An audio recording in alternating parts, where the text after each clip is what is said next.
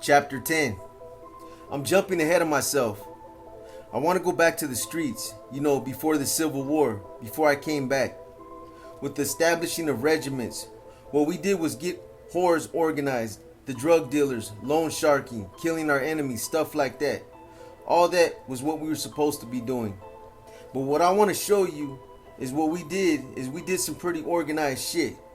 We were pretty smart, We went from street whores to escort service. It was very lucrative. So the regiment got up and running in the Bay Area. Now I was sent, like I said, to San Jose and to Salinas. I was kind of being moved about. They saw that I was producing and that what I was doing was working. So they're sending me everywhere. And also, I was on the run. I had been arrested in a hostage situation in Hayward, California. It was front page news. It was even on the news on TV. Because of Satin, the headline said, "Exotic dancer talks gunman into surrendering," which was all bullshit. There was no robbery attempt. It was just something that snowballed into a hostage situation. I had 16 hostages I had taken in a bar because the police forced it into a hostage situation with the newly formed SWAT teams. The first use of a SWAT team in California had just happened down in Southern California, where the Sudanese Liberation Army, the SLA members, had all been killed by the police and barbecued by the fire created in the house. So I had the unique honor of being only the second time in California police history of them using the newly formed SWAT team. It was big news for months. And then they captured Bill and Emily Harris, who had their heiress, Patty Hearst, with them. The irony was that Bill Harris became my cellmate for a while, and I got close to the remaining SLA members. Bill and Emily, Russell Little, Joe Romero, our paths had crossed, and we all became friends for a while. It's funny, I was in jail with Sonny Barger of the Hells Angels, in prison with Donald DeFries, the SLA leader, and Joseph and Russell of the SLA in San Quentin. Anthony Bottoms, the leader of the Black Liberation Army of the East Coast, Steve Browning, who inherited the leadership of the BGF, whom I loved, he was my friend. He had the BGF meet me at San Quentin as I got off the bus to protect me from the Mexican mafia there at the time. Anyway, I escaped after they arrested me and was on my way back to work again on the streets for a few more deadly months. They wanted to use me up, and DR had made one mistake. The lieutenant that I was put up under was a good lieutenant. He was loyal, and I'm not going to say his name because, like I said, murder can get you anytime. Just use the word hero, man. They'll never figure you out. His wife was visiting DR. She was the runner, and she would take the instructions and orders from DR straight to him. He would in turn pass it down to us. One time we were told, well, let me show you something. There were things I did because DR, every time something came down, he used me up. And when DR flipped, he tried to betray me. Stupid idiot. He had me do all these hits and he had me do all this stuff. But the only one who could actually say that I did all this stuff was DR and this lieutenant or the runner. So later on, when Rico came in, they started hitting us all with Rico. They had to prove a chain of a continuing conspiracy, criminal conspiracy. Well, DR had this lieutenant and his wife killed for stealing some money. He claimed they had stolen some money. The truth is that DR stole all the money. He used our money to support his family and friends while brothers were sacrificing and were sometimes broke. DR's people were all driving around brand new cars and living in new houses. When stupid ass Bobo finally woke up to ask DR, hey, where's all the money? I'm reading in the newspapers about all these crimes we're committing. So where's the money? DR lied against my lieutenant and set him up with his wife to be killed and barbecued in a car fire. They were killed and burned up in their car. So all the stuff that DR could have told on me, and he tried to tell on me, could not be corroborated. Because he had killed the two people who could have said, yes, Sundown did all this stuff that DR says he did. So that's why they couldn't get me on that stuff. And believe me, they tried. I believed that we were a noble thing. Because we're out there and we're trying to establish regiments and families. Look out for each other. Take care of our brothers in prison. And look out for our families out here. Anybody disrespects anybody in our families, we take care of it. Our families have needs. We'll take care of it. Be self-sufficient. That's what we were doing. Well, I was given a little squad to work with, a couple of soldiers to carry out stuff. This one time, they wanted me to go out to this drug dealer, a major drug dealer. I mean, this guy was big. He was from Mexico, and his stuff was coming up from Mexico. Now, that was back when the Mexicans in Mexico, the Mexican Mafia. Man, dude, you should have had this book edited, homie. That's exactly how that sentence is written. Now, that was back when the Mexicans in Mexico, the Mexican Mafia, organized Mexican groups back there. They were trying to establish in California. But the problem was that the California Mexican Mafia controlled Southern California, and La Nuestra Familia controlled Northern California. So anything that they did, they were going to have to go through us to pay us. So we're going to go to this guy's house. We knew this guy was big. He's major. He's got a wife, a teenage son, and a teenage daughter. He lived in a real nice house. This guy is moving major weight, and he had major money. We got to take him out, not kill him. We're going to go in there, and we're going to tell him, hey, you're going to work for us now. You're going to pay a percentage now. So I was given a couple of guys to work with, and it just so happened that this other brother was getting out. What would happen when a brother would get out is usually they would have someone meet you. If there was time, there would be some prostitute there to suck his dick and give him some pussy, if that's what the brother wanted. Sometimes they'd even just have the whores pick him up, depending on what was going on. This time, we had to pick him up. This brother who must have had something on him or something. Usually, when you had some question mark on you, you were going to have to put in work to clear that question mark off of you. It usually meant that you're going to have to kill somebody to prove your loyalty, to reestablish your good standing, stuff like that. When they tell you to pick this guy up and take him with you and use him, you kind of get an idea he is in trouble of some kind. Well, too, there's also the other thing too, that this guy could be the one that they're sending in to replace you. When I got out, I was told the first time, hey, go out there and check on the regiment that's out there. Make sure it's running right. If need be, I want you to take over the regiment. But mainly, I want you to start establishing a regiment ultimately in San Jose for me. But the one in the Bay Area, like I said, had its problems. I had to step in and take over. Then I was sent over to start working in San Jose, Salinas, and Fresno. So I was told that, hey, since I was so good at this, I was given a squad to take and represent the NF and to go talk to this guy. This is what I did. I was the best at it. But they told me to pick up this brother. And we'll just call him Lupe. Okay, so we went to pick up Lupe. He's gonna go with us. Now this brother had been down for a while. I think he'd been down for 10 years. He's an older guy. He was like in his late 30s. He's older than me at the time. When we picked him up, because we're going on this job, we're told to take him with us. And I was like, well, this guy hasn't been schooled yet. I haven't worked with him. Take him with you, alright? So, you follow orders. So, okay, I took him with me and they're like, if anyone has to be killed, make him do the hit. So here we go. If it goes sour, he's the one that has to kill. They wanted him to take over. They wanted him to make whatever kill that has to go down. We're not going there to kill, but if it turned to that, we would make him do it. Okay, so he must have something on him. Now I know he's not being sent out to replace anybody. He's just being sent out to clean up his name. We picked him up and the first thing that he's talking about was, hey man, I've been locked down for a while. I want to get my dick sucked. I want to fuck. Where's the girls? And shit like that.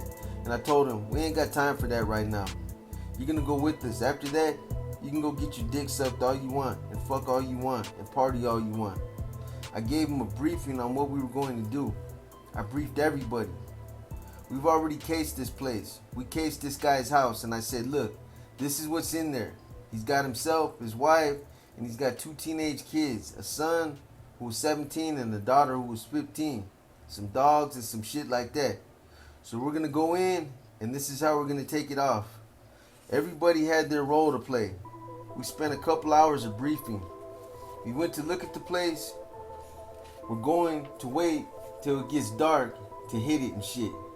And this guy kept saying, don't we have time to? Let me go pick up on some pussy. I said, You ain't going nowhere. You're staying right here. We're getting ready. We hit the place and we got in. So now I told these guys to get everybody together. We get them all together. I got the guy, the target we're going after. He's a border brother. What we call a border brother. A border brother means he's from Mexico. He speaks some English, but not that good. His wife, she was fine, very fine. I already see where this is going. She spoke English and Spanish. His son and his daughter, they both spoke English. His son was like 17, like I said, and his daughter was like 15. We went in there, we gathered them all together, and we got them inside the main room there. Now we caught these people in bed. So we got this guy, and he's in his boxers. I got the wife, she's in this sexy ass see-through baby doll thing, right? This woman was sexy. Here we go, it's coming out, man. That motherfucking, that deviant is coming out. Here it comes, you guys. This woman was sexy. She had these big ass fucking tits, big ass dark nipples, hairy ass bush, and some big, nice, wet, big, plump ass. She was fine. We caught the son, and this guy had on some little leopard jockey shorts. Wow. Okay, you wanna tell us what the teenage kids are wearing, what kind of underwear they're wearing now too, huh?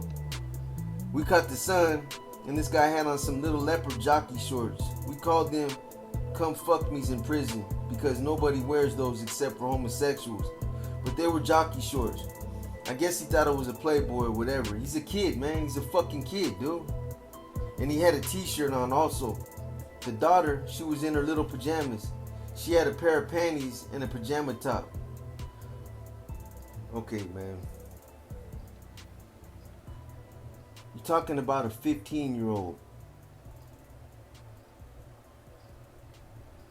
A 15-year-old, man.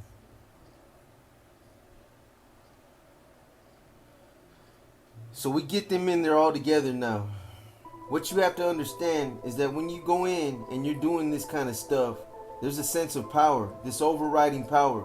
Because you're in here and you could kill these people or you could do anything you want with these people. You got to be careful because that has turned bad sometimes. And I'm going to give you an example. I'm sure you are. I knew it was coming. Remember, my job was not to just go in there and take everything he's got. We're not there for that. We wanted him to work for us. We wanted his connections and we wanted his drugs. My job was to go in there and impress upon him that he needed our protection, and of course, I would take the customary 25% of whatever he's got there. He wanted our protection from us and from other gangs that were doing the same thing. He's gonna work for us because, let me explain something to you. The way I believed, the way we believed, especially me, was that this was a jungle and we were tigers and I was the biggest, baddest tiger in this jungle. As far as I was concerned, I'm sure you were. And if you were in my jungle, you were going to pay rent. And you were going to answer for it. That's just the way it was. I hate to say this, but I was God. Yeah, okay. God forgive me for saying that, but that's how I felt. On the streets, I ruled. Whatever I say goes when I've got that gun in my hands. I'm sure you did. I'm sure you felt brave and real tough with the gun in your hand. I was there to represent, and I was there to convince this guy that he wanted to work for us. So we wanted it to go smooth. Well, now like I said, his wife, here we go.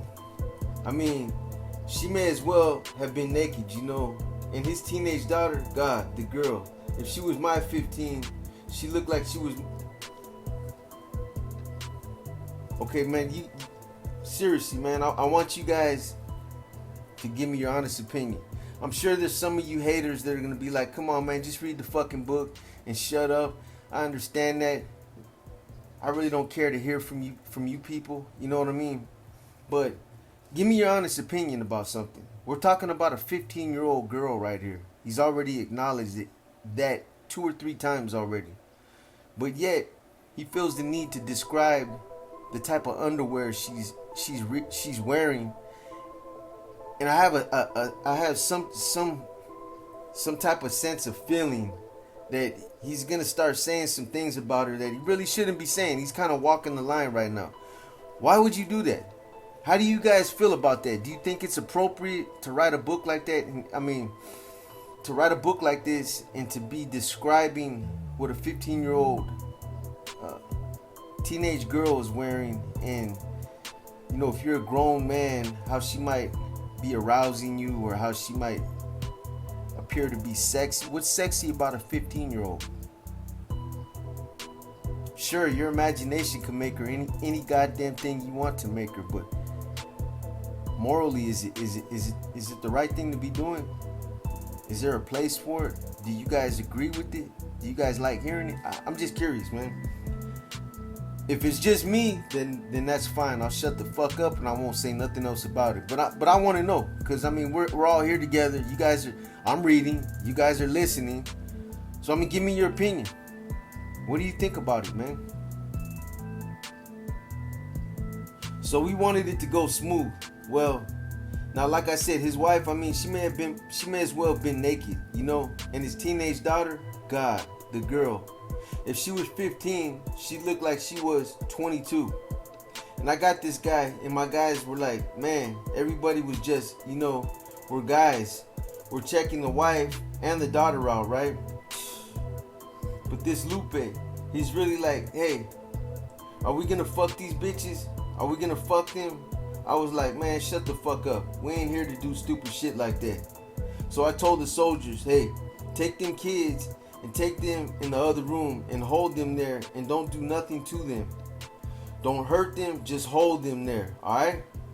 I'm gonna talk to the father here and the wife. I got one of my soldiers with me and we're talking to them. I was trying to show them that we're people of class. We're sophisticated. We're like the Italian mafia. No, we're not. Come on, man.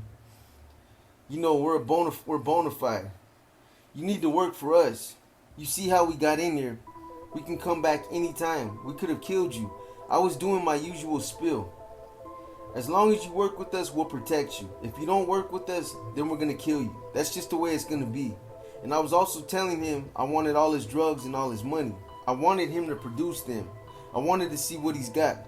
This guy's playing stupid. He started trying to climb up, and he ain't giving up nothing. His wife was like, hell, tell them, man, give it up.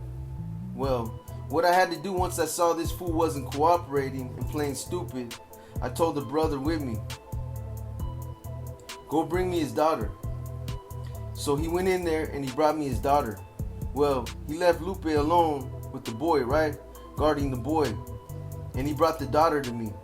I told the father, look, do you want us to take turns raping your wife and your daughter in front of you before we cut your throat and kill you? Is that what you were doing, Sundown? When you were an active NF member, you claimed to be active. You claimed to be legit, a leader. I tell you what, man. I know I've done my share of fucked up shit, but I don't have a lot of room to talk because of what I did. I don't care what you say, man. Using a 15-year-old daughter, somebody's 15-year-old daughter, even if it isn't just with words, talking about raping her, well, we don't do that. We never did that. That's not okay. That's not something that you do. And I don't care how you spin it. I don't care what you say about it, man. That ain't right. Because I'll tell you what, man, if somebody saying that about my daughter, I'd have blew their fucking head off, man. The first chance I got to get my hands on a gun. Should you even be talking about raping a 15-year-old? Even if it is just to scare somebody. You couldn't grab the wife. You couldn't threaten his life. I don't know, man. Let's see what else this guy does. That's just the way it's gonna be. So he went in there and he brought me his daughter. Well, he left Lupe alone with the boy, right? Guarding the boy. And he brought the daughter to me. I told the father, look, do you want us to take turns raping your wife and your daughter in front of you before we cut your throat and kill you? Because that's what we will do. The wife, right? She's like, no, no, no, not my daughter, not my daughter, not my son. Rape me. You guys can do anything you want to me. And she's telling him, give them the stuff. Tell them where the stuff is. The guy was still playing stupid. We grabbed his daughter and we laid her down and said, we're going to do this in front of you. You get to watch, and then I'm going to kill you. We weren't really going to do this, but that's what made him break.